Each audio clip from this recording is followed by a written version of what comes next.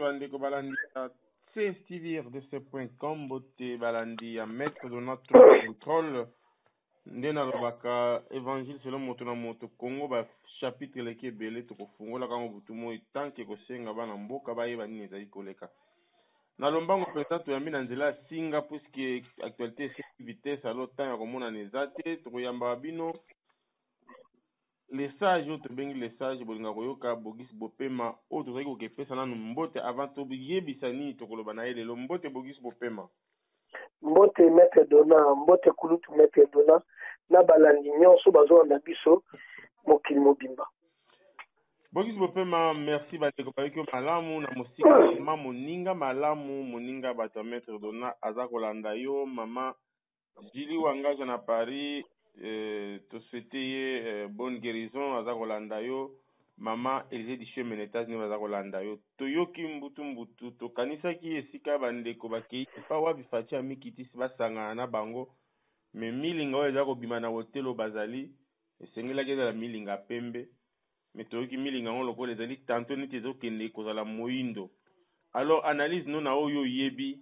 est-ce que fati akobima candidat unique est-ce que mituni eza ebele parce que moi désespoir ebandi koya bandeko balingi bayoka yo parce que balingaka bayoka yo mpo yo olobaka malamu bango baza édifie soki ozoloba nayebi te nini okoyebisa na bandeko bazolanda mpo mituni ezomituna boni Genève ezosuka boni ekosuka boni totikeli maloba ya liboso na remercier nanu grand Dieu aza maître ya batamba circonstance. La Bible nous dit o atiaka espoir epa na ye azalaka décité. Avec Dieu nous ferons des exploits. Espoir na biso nyonso ezali epai ya Nzambe ezali epai ya mutu te. Maudit soit l'homme qui se confie à l'homme. Donc mutu alakema mabe oyo azotia espoir to elikia na lingala epai ya moto yango wana omoni espoir na so ezali epai ya Dieu kumisama Jésus-Christ roi des rois, l'ancien du jour, le plus grand de tous. Vraiment nasi bato surtout bayebi ke président Fati na bandeko mosusu basanganaki baza na Genève. Alors normalement makambo ngo fallait dérouler boye te fallait déjà banda kala toyeba candidat unique ya opposition tala tanenge pusani nzo ane kuna Kabila azo s'arranger déjà mais awa eza na bandeko mosusu bazosaiti bazobloquer makambo ya candidat unique ya kolekisa temps pendant que tozomona Shadari déjà azokende na baprovince azokende mobiliser tout bango baza na baposibilité bamakambo ebele na pouvoir nyonso tu bazwi bato ya l'état bato bakoki koparticipe te na processus électoral oyo mais Kabila azwi basoda donc makambo ebele bato nyonso tu bayebi ndenge ezokende au lieu temps déjà opposition ezala déjà na terrain candidat unique azala na terrain bato bayeba ye non bango bazolinga balekisa batemps donc eza mawa to nzokande normalement situation tant tokomi na yango il fallait na ndenge na Congo bandimaka hiérarchie te neti IDPS 36 ans ya lutte à opposition Jean-Pierre Bemba sali 10 ans de prison mais IDPS abundaka pendant 10 ans de prison na MLC soutenera toujours Kabila bomona bango na ba congrès bomona bango na ba arrangement particulier tout ba part ya Kabila que part ya peuple. Donc oui parcours Jean-Pierre Bemba j'ai accepté inacceptable papa maman kanga bana oya kobima tokoboma toboma mutuana lelo le même Jean-Pierre Bemba a telemi lokola dragon Satan monstre na Genève pour la intercaler vraie opposition aux alliés na président Fati koluka kobimisa Vital Kamerhe to tchana entre parenthèses nzokande soki tokendaki na primaire que biso moko peuple to voter to na ba mouvement te primaire ça la manière to monaka na ba pays fansa ba démocratie lokola ba France ba États-Unis ba mboka misusu donc itomona ki Hillary Clinton ba welela kina na Obama na 2008 comme ba démocrate baluka candidat unique ya ba démocrate nani Obama a gagné et salaki ke bango tu batie poids tomona ki ya Donald Trump ba républicain balo tomona ndenge le kaki totala ki na la France totala ka partout ndenge zala alors lelo sikoyo eloko esi esalinga mpasi na kati na nini na kati ya koluka kobimisa candidat unique ya opposition ezalaki na Afrique du Sud ekomi na Suisse ekomi susu mutu mo bazalaka ancien kala ya nini ya ONU ya MONUSCO voilà MONUSCO na ONU bilo moko ya MONUSCO ye mutu afandi neti aza ko diriger masolo donc omona ke eza mobunzo wana efalaki bapesa yango ntango mosusu na basango me na basango ekozala ntango mosusu ono basango fo baza au milieu du village ndenge basango bakotela kaka opposition neni kabila te eza makambo ebele mais normalement esengaki makambo eza ya opposition eza susu opposition ekomi susu ya mindele ekomi susu mutu moko ya oni yene mutu aza neti maître donc eza clair te donc moni ke elinga toujours ezokisa bacongolais mais peuple congolais akoki kozala désespéré te tokoki koperdre espoir te parce que toza na nzambe nayiki bato balobaka nzambe yango balobaka oui mais biso toza na nzambe totiaka nzambe liboso tozobondela mpo na yango tokoganye et puis président Faci bacha babimisa candidat unique ya opposition songolo upakala pour na biso candidat unique na biso ezali président Félix Tshisekedi et puis bakongolais nyonso tout de loin ou de près bayeba te Jean-Pierre Bemba mutu aza kosala tout aza neti kokorompre kosoutenir batu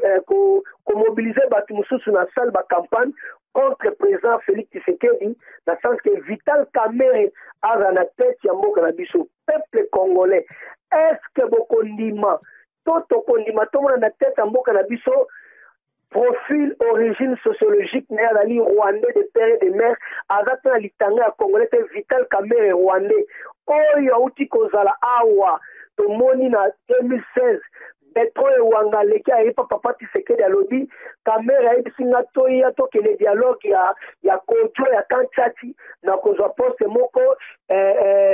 na okoma ministre bato nyonso bayisiko mutu andenge wana kaka sikoyo tondima akoma candidat unique na biso yango nomoni ke tokanisaki ke candidat tokanisaki ke po toyebi biso surtout toyebi biso nyonso tout candidat ya Joseph Kabila oyo bato nyonso tu bayebi azalaka na opposition c'est Vital Kamerhe wana ezali ya kosamba te bamozito mais tokanisaki bato ebele neti bazoignore neti bazobosana nzokani eza na grand kabiliste koleka kutu Kamerhe c'est Jean-Pierre Bemba kabiliste munene donc na niongo oyo aza nango ya minduki oyo nani apesa ye Museveni apesa ye bambongo baminduki mpona kosala rebellion lokola récupéra yango te bozoyoka bozomona baréaction na ye soki candidat oyo tokobimisa soki abimi soki abimi aganye il faut asala kaka mandat ya 2 ans to 18 mois amodifie constitution to bandela élection na constitution nini na mboka nini na biso Congo mobimba toza déjà tout avancé toza bloqué parce que il faut Jean-Pierre Bemba azala président entre temps Jean-Pierre Bemba travaillé na Kabila Jean-Pierre Bemba papa na bango a travaillé Laurent Désiré Kabila na ba Rwandais mais biso toye ko salela Jean-Pierre Bemba peuple congolais ou quoi yango monique il faut totelemela Jean-Pierre Bemba makambo Jean-Pierre Bemba kelozo la minduki eza makambo ya lokoso na ye ya mbongo eza makambo ya peuple congolais te tomona te province moko ezalaki bakangaki yango na rébellion e Jean-Pierre Bemba ke kozwa minduki alibera yango tomona yango te bamenansa ye kutu na Kabila akima azala soki ambassade d'Afrique d'ici soki ya États-Unis abima na bachar de combat ya ONU batie na avion te normalement nye kutu azalaki na armée akokaki koloba jamais j'ai accepté inacceptable donc soki alingaki ata lumbe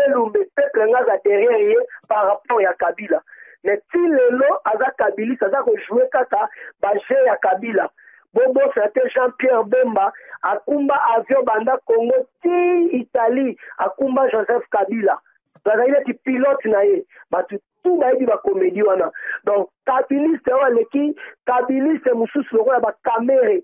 c'est Jean-Pierre Bemba donc lokola ye aza na procédure te idps fe ezala te nani yango ya bakongolais akondima na tete ya mboka na biso Jean-Pierre Bemba aza akondima Vital Kamerhe azala na tete ya mboka na so candidat unique ya opposition na profil nini na critère nini Vital Kamerhe akozala candidat unique ya opposition mugulu ekobima na Congo totikela Jean-Pierre Bemba kate gloire à Dieu omezo umela parce qu'il faut toyeba qui fait quoi. Donc on s'appelle quand même atami lingezo manol pour l'instant ninga mwindu mais biso toza libre ba pona o ba ko pona candidat unique ya opposition ezali Félix Tshisekedi. Merci beaucoup Bogis Bopema mwana mayele les sages na bengaka. Je pense bandiko baza ko toka yo na bokebi penza lelo yo na yebite bokoloba nini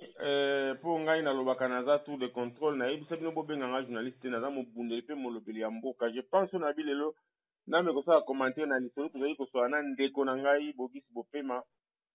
ngai mpona ngai na koloba ke masolo atako nazalaka pour l'élection te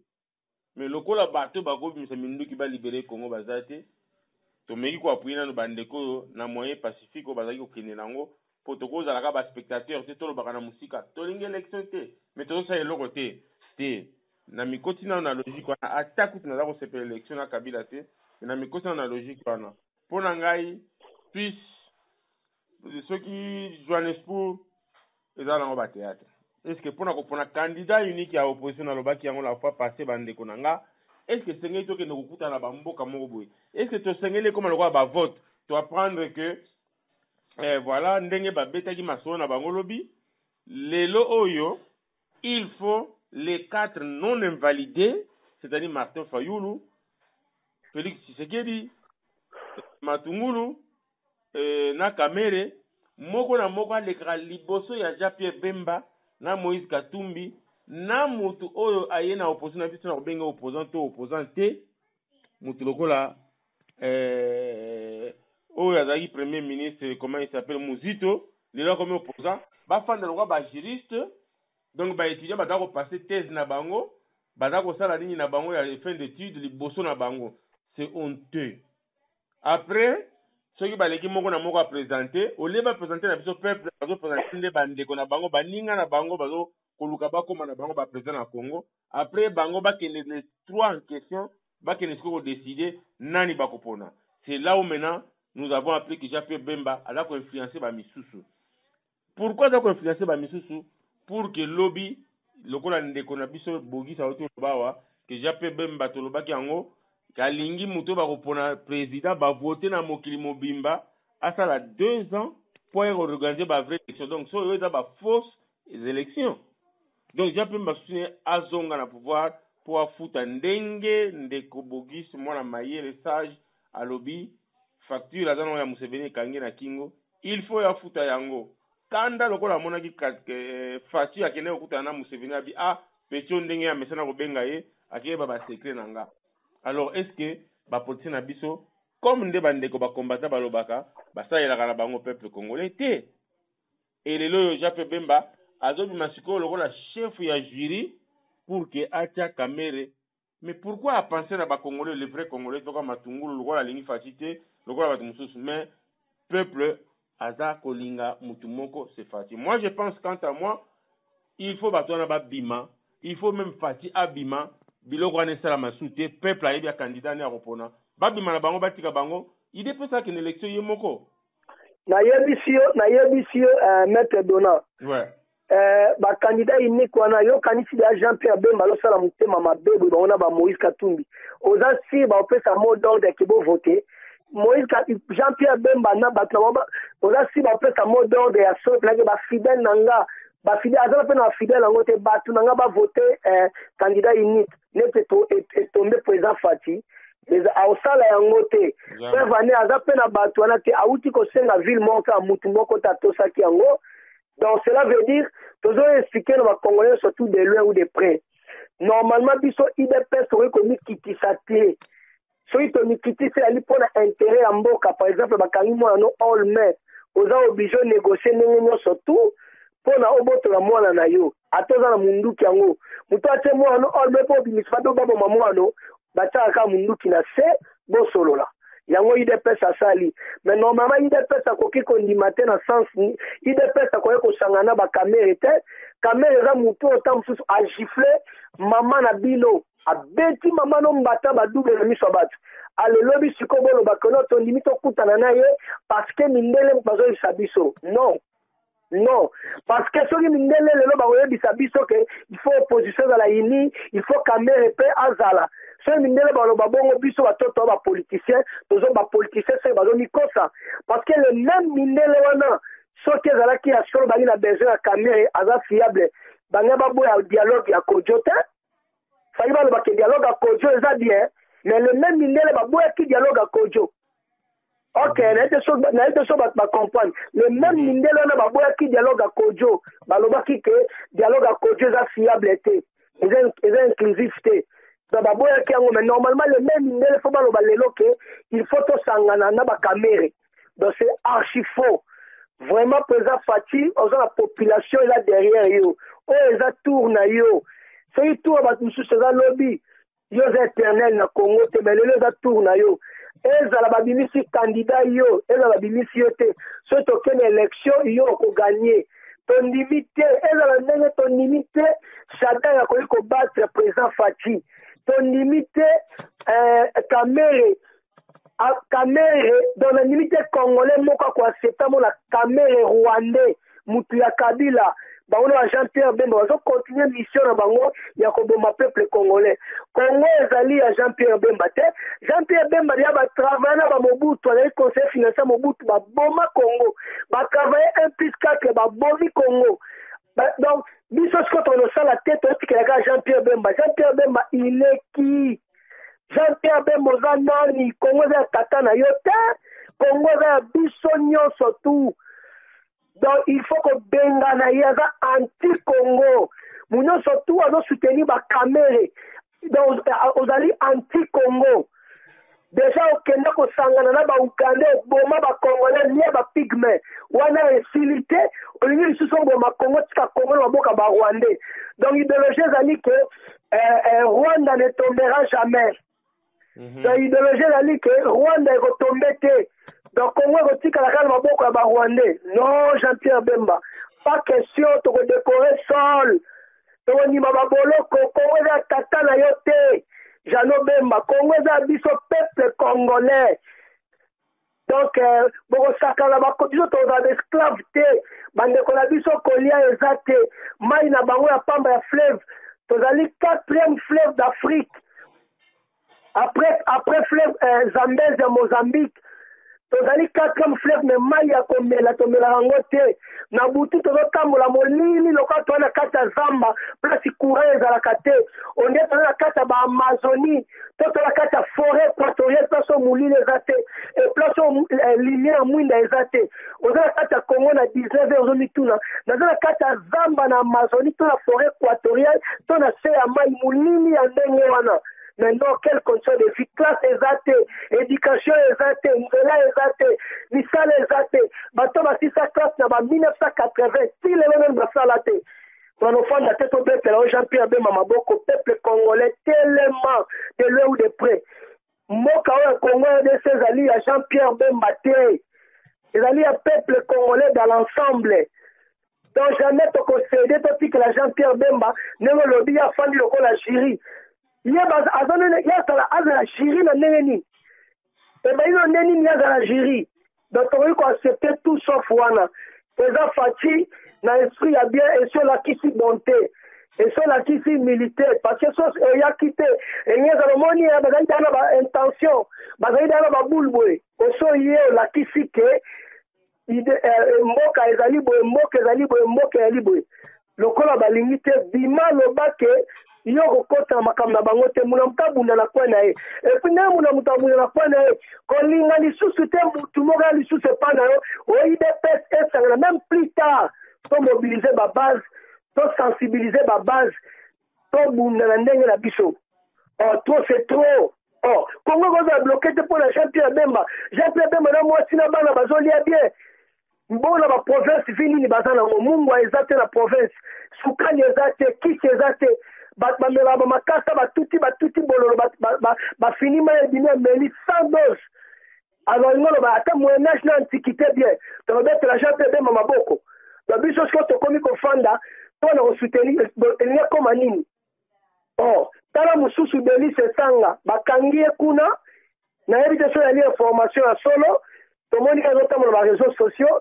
donc Adam Mouchard aza ko informer directeur cabinet à Joseph Kabila ya criminel assassin sanguinaire mais tala ba français belé tala ba diplôme. Oh, c'est n'importe quoi. Bah, génial surtout, même Moïse Katoum a joué G. Bino va soutenir, soutenir Félix pour l'action à Batoupe, il a soutenir Félix. Mais Bino va la majorité, alors ça, la majorité nous peut gagner, mais on a soutenir Félix. Tu dis, bah, j'ai tout en attendant la niquette. On comprend? Kuna y paraît, place bazali na information, toi, il paraît, tes abongo, bateau, baouna, bayebi.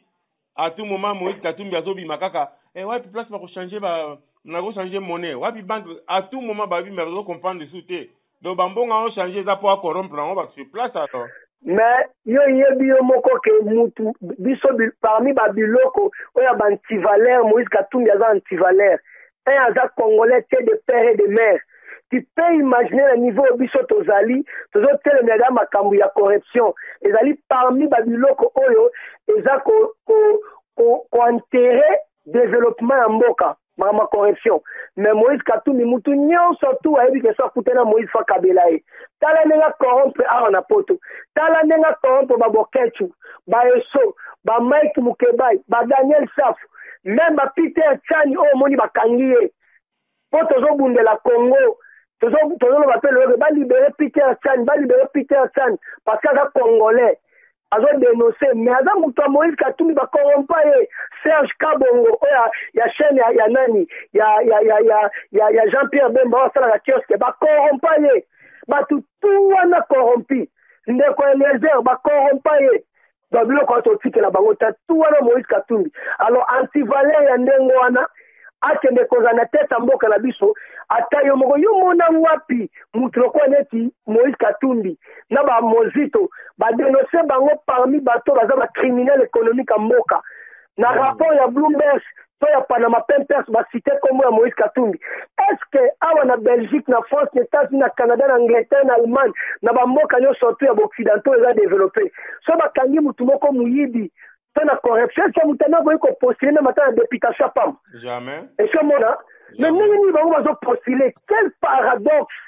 na poto na moko efanda ta pays muso Afrique ba juger ko dali mutu moko au sein ba corruption ba juger na makambu que Moïse Katumbi yiba ba mbongo la Congo teki sa ba carré minier atambo na 3 passeports Belgique interpellé awa mutu anenga takoko za la opposant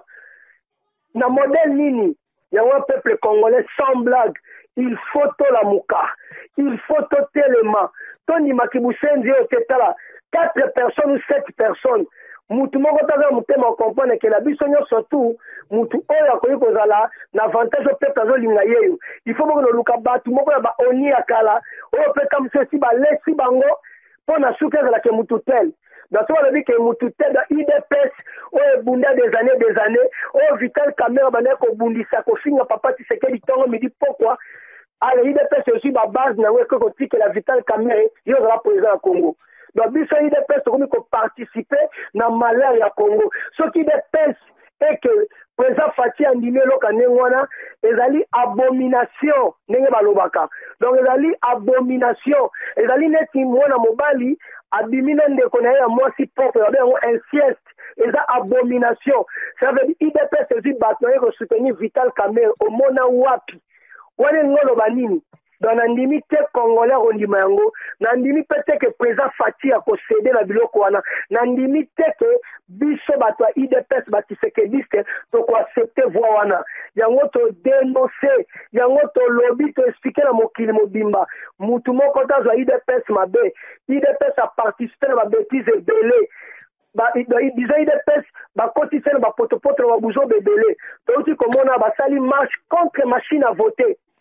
mais mentionné baluke comme ya kofinga mama Mart oza na mabele afanda na mabele ti lelo na bakunda mobali na ete bakofinga président Félix bataba menacer UDPS après 3 jours 4 jours bango surtout ba minute ok une élection na machine ou sans machine et avant la baninga mususu lokola ba MLC parti cadiliste basi ba nonsaka ke bango ba ok ba sa élection na machine ou sans machine avec ba esprit wana tokotikela bango tante mutu moko aleka ke nani Félix azalaki na raison église catholique mosengo alobi Félix a sauvé kaka image ya UDPS te mais ya Congo mobimba sauvé nation nyonso mais baninga na ye yo moni mutu ma sondage na ye bimi maître donnant sondage ya Félix ebimi que Félix azo mené otiali komona ata mutu moko ya opposition sepele nango félicité ye rien nzo ane falaki basepela nango ke ndeko toza na ye quand même au moins opposition ezo mené na sondage ezala ya solo ezala ya lokuta parce que biso toza kose servir nango te toyebi baréalité ya mundele ya bakongo na mboka na biso ezali bilei ya mundele oyo ndeko odo pambolo bango ezali bilei ya mundele yango wana toyebi mais ata mutu moko te batu kutu ya kabila bazoloba eloko te mais oyoka Fredi Matungulu aleki andimi te ya sondage wana eza ya solo Fredi Matungulu ata kutu na lemba ya pamba bayebi yo te so toke kutu na babadiading wana kutu doya eti bakunda yo mozongo eza candidat yango na batu combien kaka mpona omwa 5 drapeau oyo ekotelema c'est du n'importe quoi c'est du n'importe yango moni ke peuple congolais de l'eau de près tozala vigilant na sepele lingala mo maître de l'eau ti koloba lingala ne sepele singa banda na bundaka kombe ezali parmi babangala oyo na sepele nango bwanya wana ezangaki nga nzamba pambola yo olobi nini ozalaki pour makambo ya élection te pareil mpe na ngai nazali pour élection te mpo ezodérange ozomona ne kabila azosala esa motema pasi mais tellement bato babelela makambo minduki bazala bango na makoki ya olibere mboka te tondimi quand même tokele mpo banosala makelele ntongo mili pokwa makelele so moto aya na obeta ye me na kati na ndo bato mosusu bazolia bambongo ya pouvoir makelele bi moto akosala manivre awa te bino no barésistant bacombatant ya kufa bosangani ekomi kobotola basi ya bato makambo bone koreproche bamusicien soi-disant bino moko boza baexpert baspécialiste nango oyo moni makila ya bakongolais koma étage oyo bokeswaki na komatisela to général bekezwa Matungulu donc lelo moni yango wana omoni ke ntango boza na makasi ya minduki te makelele ya pamba batunaki chef na bino dinosaure sataniste dragon un aventurier Honoré Ngwanda batunaki ye alobi nini minduki ezali piège ya mindele so na meki baokanganga c'est pour cela babotika comédie oba misusu bazoleka odi tosangisa bambongo tokende kozwa minduki bato baza na besoin osala eloko moyo yali important balobaka te basala publicité te donc tous les comédiens wana ya barésistant basala baventure ya pamba toza bavérité yango tondima tokende na voie pacifique et puis voie pacifique wana eloko eleki yango eza te tomoni suka ya Jean-Pierre Bemba ndenge bakangi na makambo ya bacorruption parce que soki alingaki abunda komba solo tala vrai combat Etienne Tshisekedi akota baprison politique mpona kolibere mboka makota baprison criminelle te lokola Jean-Pierre Bemba tala lelo sort vi na oyo moko postule te donc manda na oyo ya suka osala na Congo ya 1+4 ezalaki ya tchanga ya liputa zobazoba ya 1+4 ofanda yo Jean-Pierre Bemba ozebisa baprof na mbudi no bamaître odi abotika bango bazosala bagrève apamba soki nzala eleki makasi bakozonga totikela bango tan te toza na besoin mboka ezala na équilibre peuple se retrouve mboka ezotambola na soni donc parti lokola UDPS efandi ezobundela mboka Jean-Pierre Bemba ofandi liboso comme jury ya UDPS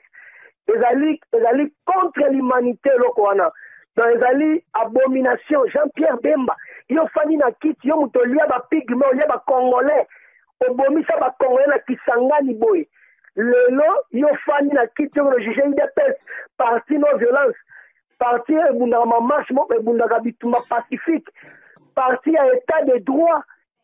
parti oyo Congo ezali plateforme ya congolais nyonso yo Jean-Pierre Bemba ozala jury nango Non, non, non, non, je ne crois pas président Fatia concéder la bloc en Nengwana. Voilà, il y a les gens dit maître Dona. Je ne crois pas. Attaque à la cas simple, Magali Léopard.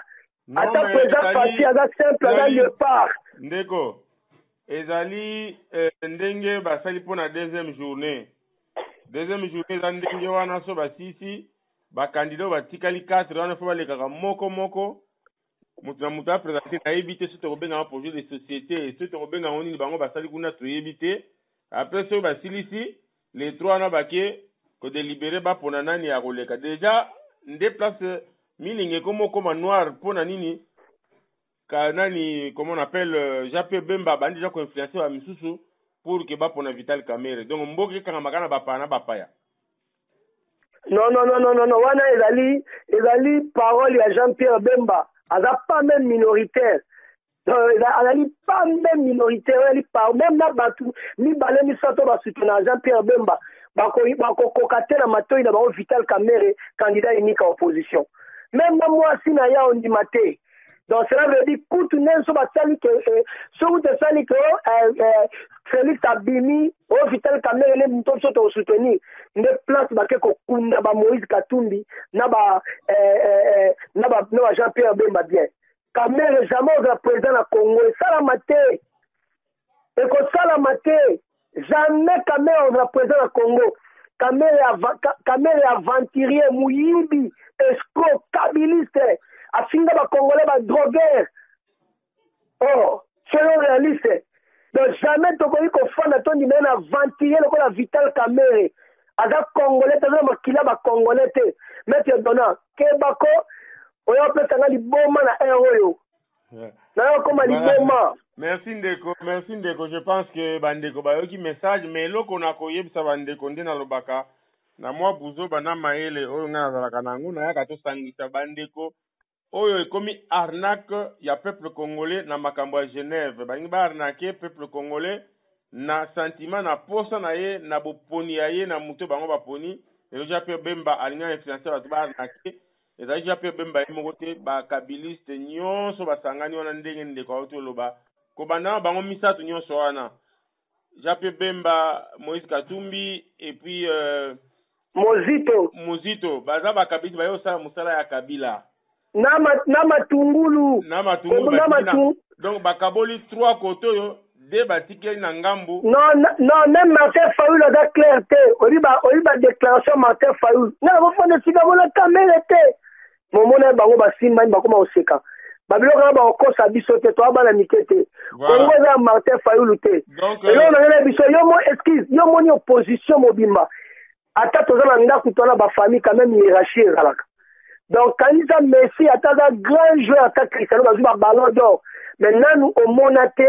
na match Cristiano lati capitaine. Malgré babina et malgré ta gansaka Real. Mais moi attends sous garder Casillas Mtalati capitaine to Ramos. Pareil na Barcelone. Ozomona yo mona wapi mwana oyo azwi na classe azali na moninga na ye oyo azwi te. Donc disons bake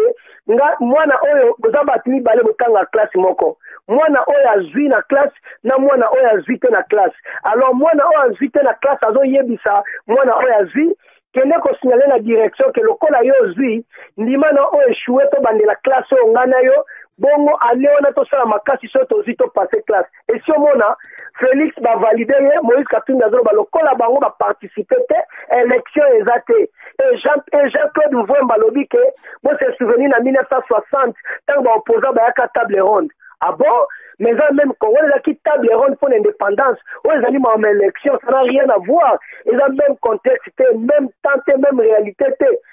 On comprend? Il y a un monique et ça passe comme on a beau. Donc, pendant que l'on a passé na bamboula au Congo comme nango, na soi-disant batte belé ba mi benga ba politicien to opposant. Donc bango moko set bagana choité que to fonda beto solo la bien. Bango pour la bango fo mutu mo chaque jour makamna biso mutu ka fa no fanda bo fa le roi bana mika simira clé yo. Bino mbalo poni nani fiko dit c'est n'importe quoi. Yango na peuple congolais bisika tozali to telema. Congo ezali ya biso peuple to poni Félix Tshisekedi. Biso peuple tozala sima Félix Tshisekedi. donc lokola pepe aza na nsima na ye bible elobi oyo ekangami na se ekangami likolo. Oui, merci beaucoup tana biso ekoki. Alors mpona na achevé likanisi na nga bandeko bazali kolanda biso tokomi na suka ya émission na biso. Likanisi na nga ezali nazali komona boye namoni na arnaque oyo bazosala peuple congolais surtout na complicité ya Jean Pierre Bemba y compris na bandeko mosusu bakabiliste lokola ye oyo bafandi kuna na kati ya maponomi ya koluka candidat commun ya opposition. Tolingaki ezala bongo bakende na ordre dispersé te me kasi tomoni ekomi arnaque. Lelo oyo na bandi ntango bakokende bapona bakoyela biso carte nini mituna nga nazo mituna yango oyo mpo bakalme peuple bokomona na suka lelo mosusu bakobimisa ono na makambo tu tomoni tozwi bakandida mibale Félix Tshisekedi na Vital Kamerhe mpona kokalme peuple baje na mikolo ekoya sikoyo tokodeside nani akokende na élection présidentielle nyonso arnaque. Tosengi na président Félix Tshisekedi bosilisa te kobima na yo na kati ya rencontre wana eza kokanga porte libela bapona yo te. Si s'agit maintenant bokende bino moko bato ya UDPS na yo fati na élection bokende sans opposition mosusu parce que tomoni sikoyo na ndefe banalise eza te mpo oyo koloba o journaliste ane na yebi na journaliste te nazoloba oyo eza logique de chose se totali na bakandidat tu wana nani azali na base électorale lokola UDPS surtout na niveau présidentiel aza te. Alors UDPS aza capable akeye moko apola aganye te mais au moins akosala quelque chose. Toyebi ke élection za ba tricherie ekozalaka toujours mpo babareka toujours route na UDPS mais au moins ezala modèle wana na suka nango bao batikali so bakolongozwa bavoi na bango mpo bapesa faci te etali bango le reste kotala peuple akojuge nsima ya baélection. Alors Bokisi Bopema merci mingi na nde toyambaki yo mwa lelo basuka peut-être badifo tunani baomonaki opesi bango mbote te lelo vraiment naboyi kopesa mbote moral na nga nalinga kolakisa biloko wana bamedia te naza na kanda nono mpo bato baleki na bakanda na basusi na bapasi ya Congo bazali mais na lelo naza na dizono banaa na moral te tempérament na nga donc journée na nga eza bien te na makambo donc oyo nakoki kolobela like nangi na bakisa eloko mwa moke olobi eza très très profond donc bango banga bautilize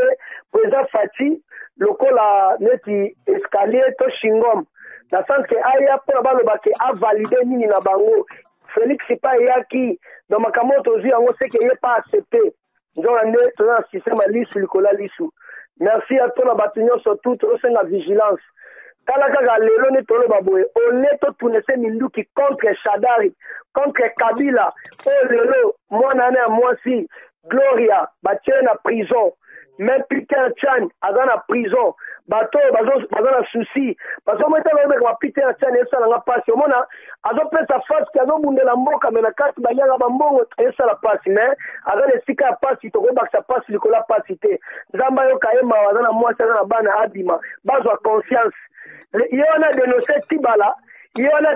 Tibala moni place yazali bongo sikoyo tala na place ya pasi se Katumbi aza kuna Katumbi azolia bien azobima naluka place achange mbongo nazoluka mingi nabimisa mbongo mais ye Peter atia na prison donc il faut réfléchir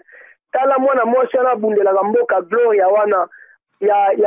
ya lusha tane bakangi ye Kabila bimisa ye Kabila assassin Kabila sanguinaire Kabila violeur Kabila pègre Kabila criminel donc balibere mwana wana Gloria lusha babimisa ye aza mwana moya mwasi abundaka etumba ya solo babimisa ye bapesa ye kimia ata basali bongo bakofrene komba na ye te mpo ya mwana moko esa telema na etumba ya makasi donc balibere ye. Merci maître Dona. Merci beaucoup, merci na bien tout bolandaki biso merci beaucoup na bao tout bazali kosala effort mpona peuple congolais nde nalobaka maître Dona naza na mpona peuple congolais na koya kolobela peuple congolais lelo soki nazali koloba makambo ya bato oyo bazali komonana na banzela ya solo c'est parce que vérité babombaka yango te ozala moto ya UDPS te lelo oyo bandeko mingi bazali kobenganga baza bato ya UDPS te baza mpe baluba te mais bazali komona réalité en face. Merci na bino nyonso na koloba mingi te vraiment totikala soudé tofungolela bandeko baza na Genève misu carte ya Congo ya suka za ko jouer na bango mais bakanisa peuple bamikanisa bango moko te ezalaki sengo mingi komona bino na nzela mpona kolanda bino maître dona elongo na ndeko na ye Bokisi Bopema oyo atelemeli mabele na Congo alingata ndambo ekende na bapaya te. Merci beaucoup na bino sonde tokutani mbala nsima. Ciao ciao. Ciao.